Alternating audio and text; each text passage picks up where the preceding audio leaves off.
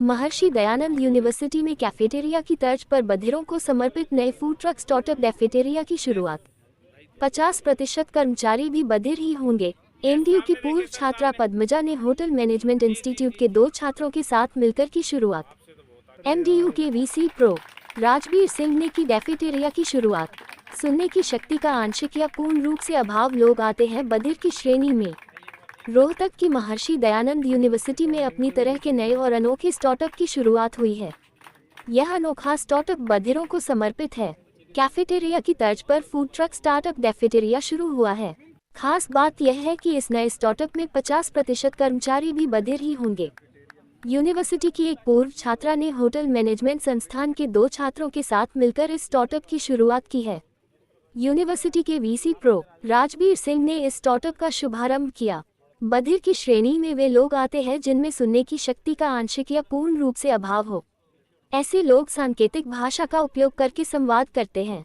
सुनने में असमर्थ लोगों को अक्सर समाज में स्वास्थ्य देखभाल, शिक्षा और रोजगार के अवसरों तक अपनी पहुंच बनाने में कठिनाइयों का सामना करना पड़ता है।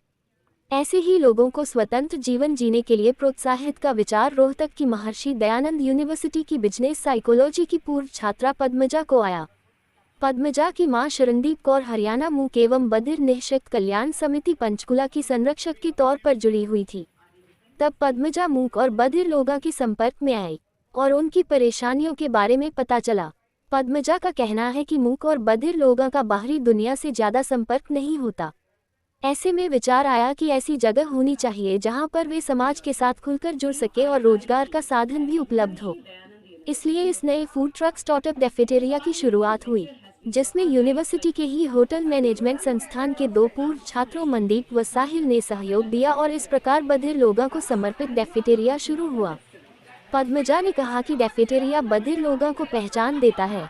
महर्षि दयानंद यूनिवर्सिटी के वीसी प्रो राजबीर सिंह ने बताया कि 2 साल पहले यूनिवर्सिटी में मूक व बधिर लोगों के लिए विकलांगता अध्ययन केंद्र शुरुआत किया था। मकसद यही था कि इन लोगों को समाजीकरण हो और उन्हें सशक्त बनाया जाए। मूक और बधिर लोग बोल व सुन नहीं सकते। वे या तो क्लास में होते हैं या फिर हॉस्टल या फिर घर में। ऐसे में पूर्व छात्रा पद्मजा के विचार को यूनिवर्सिटी के नवाचार केंद्र के जरिए सिरे चाया गया। उन्होंने कहा कि यूनिवर्सिटी में ग्रामीण पृष्ठभूमि से काफ़ी संख्या में छात्र आते हैं और उन्हें यहाँ पर बेहतर भोजन की व्यवस्था नहीं मिल पाती। इसलिए कैफेटेरिया के जरिए बेहतर भोजन की व्यवस्था सुनिश्चित की जाएगी। वीसी ने ये भी बताया कि यूनिवर्सिटी 3 साल तक पूर्व छात्रों के इस स्टार्टअप को यहाँ पर पूरा मौका देगी और जरूरत पड़ी तो उसके बाद आगे भी 2 साल सहयोग मिलेगा। Inspired by this vision, Parth is also now a student of Masters.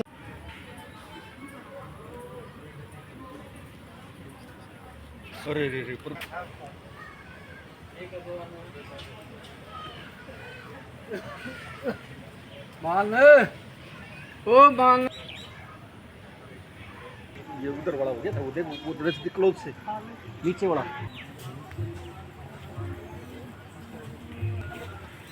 बेटा ये बनाओगी ये सर पीछे होना थोड़ा सा आएगा नहीं, इतना लंबा ग्रुप आएगा नहीं। बैक में आ जाइए, बैक में उधर आ जाइए, थोड़ा सा पीछे।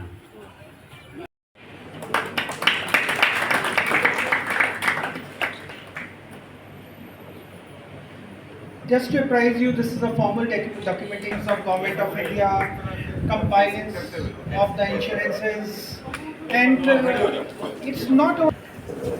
Yes, sir. This model, the brand it off 2% for the by creating a brand for the first venture of 2 lakh rupees.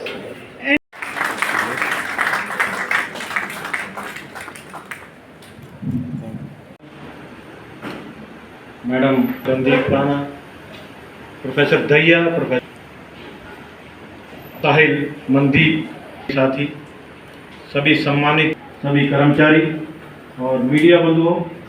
पर सुना भी है। मोस्टली यूजुअली हम जब रिप्रेजेंटेशन की बात करते हैं, जहाँ पे हम डेफ को इंक्लूसिविटी में इंक्लूड करने की बात करते हैं, हम कैफेटेरिया से डेफेटेरिया का शिफ्ट ये था कि डेफेटेरिया उनको एक उनकी खुद की इंडिविजुअल आइडेंटिटी देता है।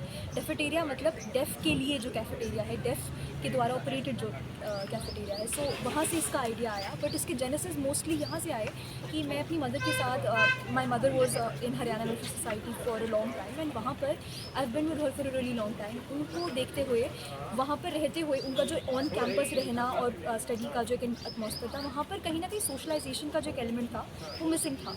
एंड मुझे ऐसा लगा कि कंसर्निंग दैट आई फेल्ट कि एक जगह होनी चाहिए जहाँ पर ये लोग, क्योंकि इनका आउटसाइड वर्ल्ड से इतना कोई कांटेक्ट नहीं है, ये लोग डे बोर्डिंग में रहते थे, तो एक ऐसी कोई इन्वायरमेंट जहाँ पे ये लोग मिले, खाएं पिएँ और साथ के साथ वो एक एम्प्लॉयमेंट का सोर्स बन सके, वहाँ से डेफेटेरिया का जेनेसिस हुआ।